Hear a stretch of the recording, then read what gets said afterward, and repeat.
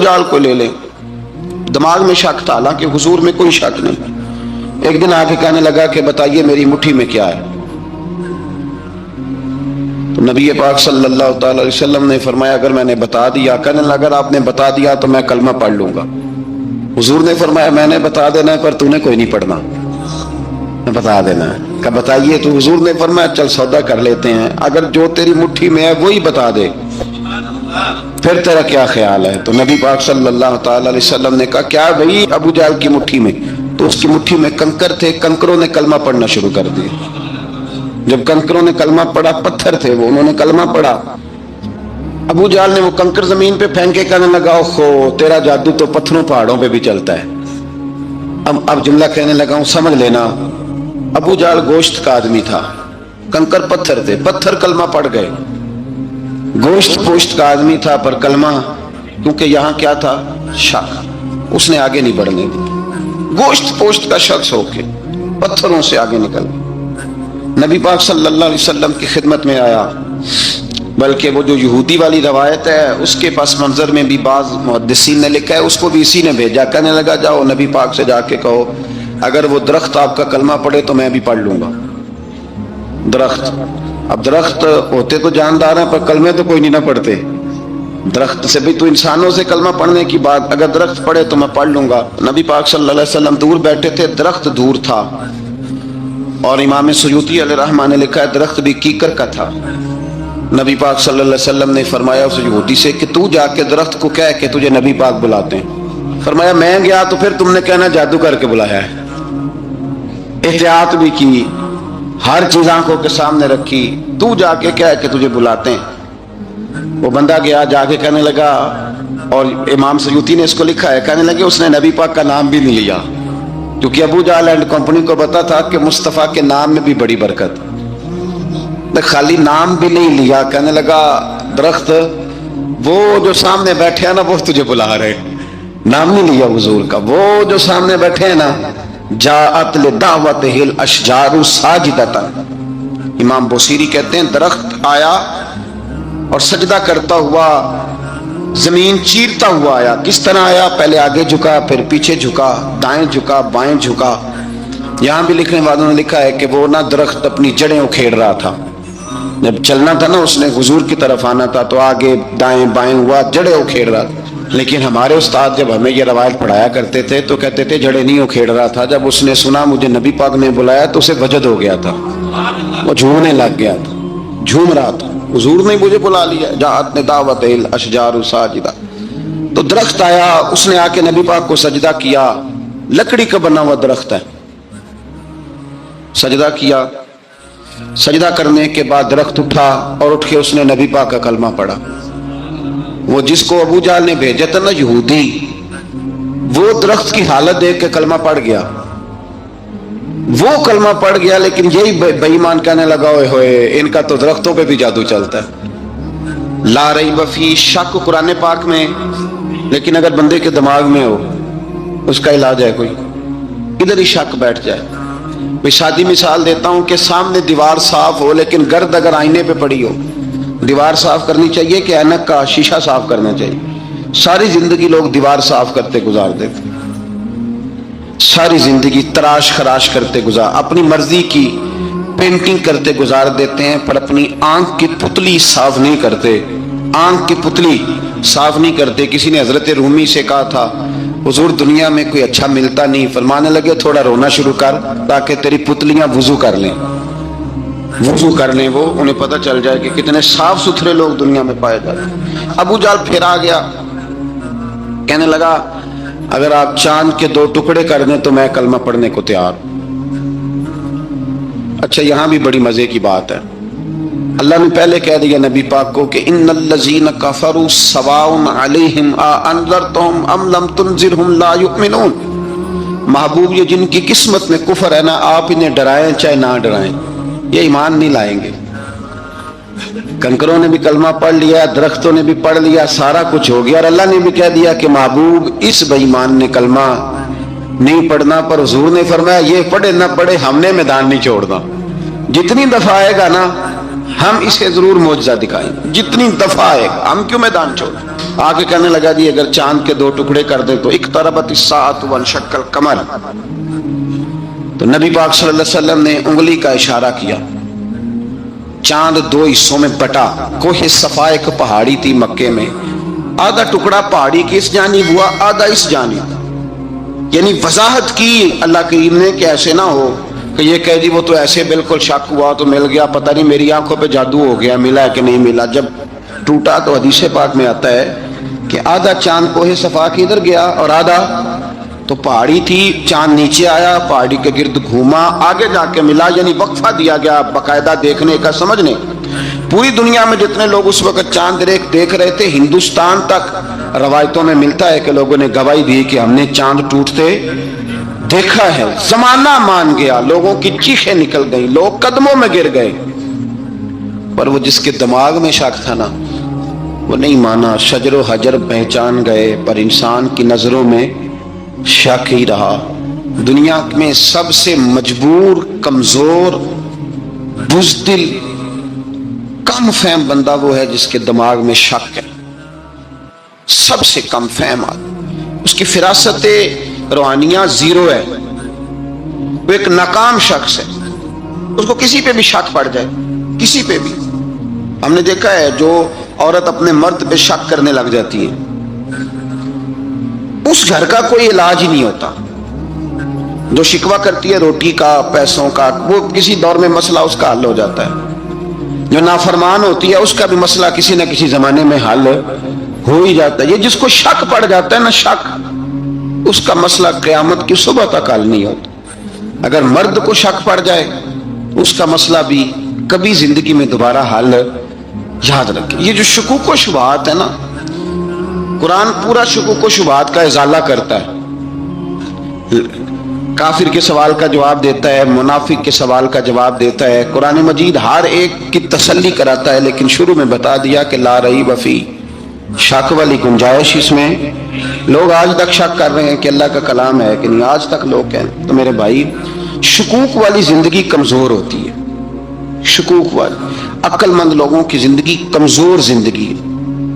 صحابہ کرام عمل والے لوگ تھے، وہ بحثوں میں الجھے رہتے تو عمل نہ کر پاتے۔ ہمارے ہاں نا بحث ہوتی ہے جس مسئلے کا کوئی تعلق ہی نہیں، الجھنوں سے نکل آئے، عمل کا رستہ، بحث جو ہوتی ہے یہ عمل کا رستہ روکتی ہے۔ عقل مند نہ بنے، فرما بردار بنے۔ میرے بھائی شکوک و شبہات والی جو لائف ہے، لیکن انبیاء کرام علیہ السلام کے بارے میں شکوک و شبہات ہیں، اولیاء عظام کے بارے میں۔ اب ایک نیا شک پیدا ہو گیا ہے کہ فیض ملتا ہے کہ نہیں ملتا۔ ہم نے فلانے ولی کو دیکھا نہیں، ساری زندگی اس کا نام لیا، فیض ملے گا کہ نہیں۔ غوث پاک کو دیکھا نہیں، ساری زندگی قادری کہلایا، فیض ملے گا کہ نہیں۔ خواجہ اجمیر کو دیکھا نہیں، چشتی کہلائے، فیض ملا کہ نہیں۔ صابر پیا کو دیکھا نہیں، صابری کہلائے، فیض ملا کہ نہیں۔ او خدا کے بندے، فیض وہ چیز ہے جو نظر نہیں آتی پر محسوس سب سے زیادہ ہوتی ہے۔ ملے تو حضرت اویس کرنی بھی نہیں تھے نبی پاک سے، وہ بھی نہیں ملے تھے، ملاقات ان کی بھی نہیں ہوئی تھی۔ کیا کہو گے؟ ملاقات نہیں ہوئی، لیکن فیوز و برکات کا یہ عالم ہے کہ میرے محبوب نے فرمایا وہ دعا کرے گا تو اللہ میری امت کی بخشش فرمائے گا۔ تو آپ ہمارے صوفیاء میں ایک سلسلہ اویسیہ ہے، سلسلہ اویسیہ میں اکثر ملاقات نہیں ہوتی، اکثر نہیں ملاقات ہوتی بغیر دیکھیں نا، آپ جب کسی کا نام جپتے ہیں، جب کسی کا نام لیتے ہیں، جب اسی کا ذکر کرتے ہیں، جب اسی کے تذکرے میں رہتے ہیں تو اللہ تبارک و تعالیٰ کے یہ جو کامل لوگ ہوتے ہیں یہ متوجہ ہو جاتے ہیں، ان کی توجہ ہوتی ہے۔ اور خود سرکار نے فرمایا دو آپس میں محبت کرنے والے، ایک مشرق میں ایک مغرب میں، قیامت کے دن اللہ دونوں کو جنت میں اکٹھا فرما دے گا۔ یہ کیا بات ہوئی کہ ہر بات میں شک کرنا کہ جی وہ فلانے سے ملاقات ہی نہیں ہوئی؟ تو کس طرح بھائی، ملاقات ایک الگ چیز کا نام ہے، ملاقات ایک الگ شے کا نام ہے، اور فیوز و برکات ایک اللہ سے ملاقات ہوئی ہے۔ رزق دیتا ہے کہ نہیں؟ زندگی دیتا ہے، ساری چیزیں دیتا ہے، تو ملاقات تو کوئی نہیں کرتا۔ تو اس لیے ہر چیز کو ٹھیک ہے، وہ جو جگہ جس جگہ پہ جو بات ہے اس کو وہاں رہنا چاہیے، لیکن یہ شکوک ہیں، ان سے باہر نکلیں، ان سے باہر آئیں۔ اولیاء اللہ کا جو فیضان ہے، ان کی جو محبت ہے، ان کے جو طریق، حضرت سلیمان بن بشار رحمت اللہ علیہ بزرگ گزرے ہیں، وہ کہتے ہیں میرے پاس، میں بڑا خوبصورت تھا، جوانی میں دین کی تھوڑی سی خدمت کرتا تھا تو ایک عورت آ گئی، उस औरत ने मेरे साथ कुछ मुझसे मांगा, मुतालबा किया, तो मैंने कहा कोई भिखारन है। मैंने जब उसने निकाब ओढ़ा हुआ था, जब मैंने उसकी तरफ पैसे देने के लिए, खैरात देने के लिए कुछ चीज बढ़ाई तो उसने चेहरे से कपड़ा हटाया। मैंने नजर झुका ली, कहने लगी सुलेमान मेरा रंग रूप तो देख, मैं कितनी खूबसूरत हूँ, मैं तेरी मोहब्बत में गिरफ्तार हो गई, खुदारा मैं अपने आप को तेरे हवाले करती हूँ। आप फरमाते हैं जब उसके नीयत और इरादे में और लफ्जों में मैंने फतूर देखा तो मैं अस्तगफिरुल्लाह पढ़ता वहां से भाग गया। इतना दौड़ा कि मैं बसरा से बाहर निकल गया, शहर से ही बाहर आ गया। औरत से दौड़ रहा है, मर्द, नौजवान, खूबसूरत। फरमाते हैं इशा की अजानें हो रही थी, नमाज पढ़ के मैं मस्जिद में सो गया तो मुझे हजरत यूसुफ अलैहिस्सलाम का दीदार हुआ। जनाब यूसुफ कहते मैं हुजूर का गुलाम और गुलामों का गुलाम और सदियों बाद का गुलाम। तो जनाब यूसुफ अलैहिस्सलाम मेरी ख्वाब में आए और कहने लगे उठ जवान मेरे सीने से लग, यार तूने तो नबी पाक का उम्मती होके वो काम किया है जो मैंने नबी होके किया था। अब काम हजरत यूसुफ वाला किया था ना, तो सदियों और सालों और महीनों का फासला बन सका तो वो आ गए। मसला ये है कि शुकूक व शुबहात वाली जिंदगी नुकसान देती है। हजरत हमारे सिलसिला मुकद्दसा में एक सिलसिला अलविया है जो आला हजरत फाजिल बरेलवी को हासिल था। शाह अब्दुल अजीज साहब मुहद्दिस देलवी रहमतुल्लाह ताला अलैह ने बड़ा लिखा मौला अली की शान पे, हजरत अली पे कलाम, उनका जिक्र, उनके तज़किरे इस कदर फना हो गए कि हर वक्त जिक्र अली करते। फरमाते हैं मुझे ख्वाब में हजरत अली का दीदार हुआ, उन्होंने मुझे बैत फरमाया और मुझे अपने सिलसिला मुबारक में इजाजत दी। तो शाह साहब रहमतुल्लाह अलैह फरमाया करते थे कि मैंने वो बहुत कम लोग हैं जिनको फिर उनमें बैत फरमाया जाता है, थोड़े चंद लोग, और उनको सिलसिला मुबारका में उसमें चंद लोग हैं। आला हजरत के बाद शाह रसूल है, शाह रसूल के बाद शाह अब्दुल अजीज मुहद्दिस देलवी, वो डायरेक्ट मौला अली शेर खुदा से बैत। तो मतलब ये है कि काम शुकूक व शुबहात से निकलें।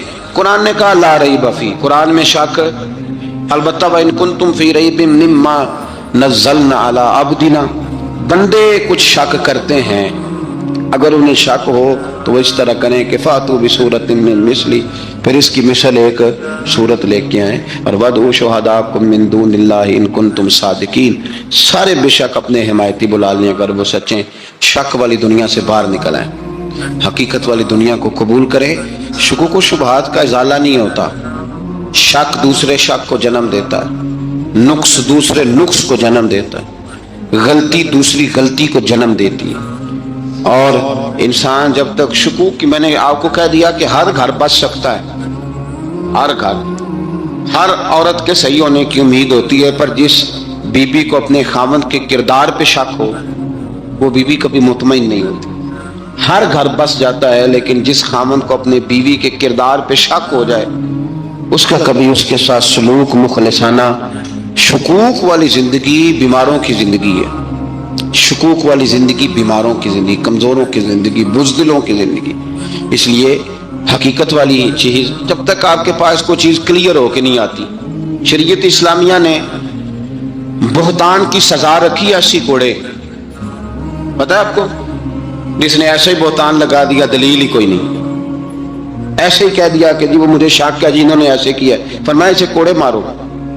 शक की बुनियाद पर बहुतान तराजी करता है, कोड़े की सजा रखी, 80 कोड़े मारो इस जालिम। ये शक कर रहा है इसको, जब इसके पास दलील ही कोई नहीं। यहाँ बड़े बंदे हैं बात कर देते हैं, कहते हैं जी वो ऐसा हुआ होगा, मैंने ऐसा देखा था, होगा, किया था, मुमकिन है। तो ये शुकूक है। इस शुकूक, ये सामने वाले का कुछ भी नहीं बिगड़ता, उस बेचारे का क्या बिगड़ना है। याद रखें, बड़ी खूबसूरत बात यहाँ हजरत अब्दुल्ला इब्ने मसूद की, आप फरमाया करते थे जब किसी बंदे पर बंदे शक करते हैं और नाजायज शक करते हैं, अल्लाह उसकी इज्जतों में इजाफा फरमा देता है, अल्लाह उसे शाने अता करता है। अपनी जिंदगी को बीमारियों से निकालने, ये रूहानी बीमारी है शक, इससे बाहर आना। ये जुल्म है, औलिया पे भी शक, सूफिया पे भी शक, उलमा पे भी शक, हर बंदे पे शक, कोई सही नहीं, सारे गलत, मैं अकेला सही। इस शक से बाहर आ जाएं, ये नफ्सियाती मरीज बना देगा, बेसुकून करेगा, बेकरार करेगा। अल्लाह तबारक व तआला ने ना हमारे महबूब करीम अलैहिस्सलाम को दुनिया में भेजा तो फरमाया या अय्युहन्नासु कद जाकुम बुरहानुम मिर रब्बिकुम, ऐ लोगों तुम्हारे पास तुम्हारे रब की दलील आ गई। अल्लाह तबारक व तआला ने महबूब पाक अलैहिस्सलाम को सिरापा दलील बना के भेजा। बाकी अंबिया किराम अलैहिमुस्सलाम के पास भी अपनी नबुव्वत के दलाइल के तौर पर बेशुमार मोजज़ात थे اور حضور کریم علیہ السلام کے تو پورے وجود کو ہی اللہ نے معجزہ بنایا۔ اور نبی پاک صلی اللہ تعالیٰ علیہ وآلہ وسلم کی نبوت کی دلیلیں، حضور کے رسالت کے مستحکم دلائل جگہ جگہ آپ کو ملیں گے۔ سب سے پہلی چیز تو یہ سمجھنے والی ہے کہ نبی پاک علیہ السلام نے جس چیز کو سب سے پہلے اپنی نبوت کی دلیل کے طور پر بیان فرمایا وہ حضور کا کردار ہے، سیرت ہے، عمل ہے، حضور کا لوگوں کے ساتھ رویہ ہے۔ نبی پاک علیہ السلام کی تبلیغ کے 3 دور ہیں۔ ایک تو حضور نے اپنے قول سے تبلیغ فرمائی، وہ 40 سال کی عمر سے محبوب نے اعلان فرمایا اور تبلیغ کی، اور ایک نبی پاک صلی اللہ تعالیٰ علیہ وسلم بالواسطہ حضور کی تبلیغ ہے جو آج تک جاری ہے۔ امت کے علماء، مشائخ، مبلغین حضور کے دین کو آگے پھیلا رہے ہیں، تو دراصل یہ بھی تبلیغ رسول پاک علیہ السلام ہی کی تبلیغ۔ اور ایک حضور کی تبلیغ کا دور ہے حضور کی پیدائش سے لے کر ولادت مبارکہ سے لے کر حضور علیہ السلام کے اعلان نبوت تک۔ اس دوران نبی پاک نے جو تبلیغ فرمائی ہے وہ اپنے کردار سے فرمائی۔ عرب کا وہ معاشرہ جو بڑا میلا کچیلا گدلا ہو چکا تھا، جس کے اندر سراسر مادہ پرستی کا زور تھا، جس کے اندر لوگ انسانوں کی خرید و فروخت کرتے تھے، جس کے اندر بیٹیوں کو زندہ دفن کر دیتے تھے، جس کے اندر جو آدمی جتنا زیادہ مضبوط ہوتا تھا اتنا زیادہ لٹیرا بن جاتا تھا، اس معاشرے کے اندر رسول کریم علیہ السلام نے 40 سال گزارے، اور اس طرح گزارے کہ جو بیگانے بھی تھے وہ بھی کہا کرتے تھے یہ صادق ہے، یہ امین ہے۔ اور جب حضور نے اعلان نبوت کیا تو فرمایا، یہ قرآن مجید کے لفظ ہے، فرمایا فَقَدْ لَبِثْتُ فِيكُمْ عُمَرًا مِّن قَبْلِهِ أَفَلَا تَعْقِلُونَ، میں تمہارے بیچ عمر کا ایک حصہ گزار چکا ہوں، تمہیں عقل نہیں ہے، شعور نہیں ہے۔ نبی کریم علیہ السلام نے اپنے کردار کو، اپنے عمل کو اپنی نبوت کی دلیل کے طور پر بیان فرمایا۔ وہ تو حضرت حلیمہ بھی فرماتی ہے نا، جب نبی کریم علیہ السلام کو اپنے گھر لے گئی تو میرا اپنا بچہ بھی دودھ پیتا تھا، 2 میرے بیٹے ہو گئے، ایک میری یہ نسبی اولاد اور حضور میری رضائی اولاد۔ تو کہتی ہے جب میں کریم محبوب علیہ السلام کو اپنے سینے سے لگاتی تھی تو حضور میرے ایک پستان سے دودھ پیتے تھے اور دوسرا اپنے بھائی کے لیے چھوڑ دیا کرتے تھے۔ یہاں سے رسول کریم علیہ السلام نے کردار کے ذریعے تبلیغ اور پھر اعلان نبوت سے پہلے ایک تنظیم عرب کے جوانوں پر، عرب کے سرداروں پر مشتمل بنائی گئی، جس میں نبی کریم علیہ السلام نے بڑا حصہ لیا، سرکار نے، اور بڑے اہم لوگوں کو شعور حضور نے عطا فرمائے۔ وہ اس جماعت کا فیصلہ تھا کہ ہم سارے جوان، سارے بڑے لوگ ملیں گے، یہ حضور کے اعلان نبوت سے پہلے کی بات ہے، ہم بڑے لوگ ملیں گے، کسی بڑے کو کسی چھوٹے پر ظلم نہیں کرنے دیں گے، کسی آدمی کو کسی غریب کا حق نہیں کھانے دیں گے۔ حضور علیہ السلام نے نا اپنی کردار سے، اپنے عمل سے، اور آپ کا جو عمل ہوتا ہے نا وہ اصل ہوتا ہے، ایک ہوتا ہے آپ کوئی بات کرتے ہیں اور ایک ہوتا ہے کہ آپ کوئی عمل کرتے ہیں۔ آپ جب عمل کرتے ہیں تو عمل کے ذریعے بھی لوگوں تک بات پہنچتی ہے کہ دراصل آپ کا اٹھنا بیٹھنا چلنا پھرنا کیا ہے۔ میرے رسول کریم علیہ السلام کا اٹھنا بھی ایک نبی کا، بیٹھنا بھی ایک نبی کا، بات کرنا بھی ایک نبی کا، معاملات زندگی کرنا بھی ایک نبی کا، لین دین کرنا بھی ایک نبی کا۔ ایک شخص کہتے ہیں میں نے اعلان نبوت سے پہلے حضور علیہ السلام سے کوئی چیز خریدی تھی اور میں نے عرض کیا تھا آپ یہاں تشریف رکھے، میں پیسے لے کے آتا ہوں، میں 3 دن کے بعد آیا۔ دیکھو یہ بات کرنی کتنی آسان ہے، بولنی کتنی آسان ہے، پر 3 دن یہاں میرے بھائی کو کسی شخص کو 2 گھنٹے انتظار کرنا پڑ جائے تو لوگ کہتے ہیں الانتظار وشد من القتل، یہ تو قتل سے زیادہ تکلیف والا معاملہ ہے، منتظر رہنا کسی کا۔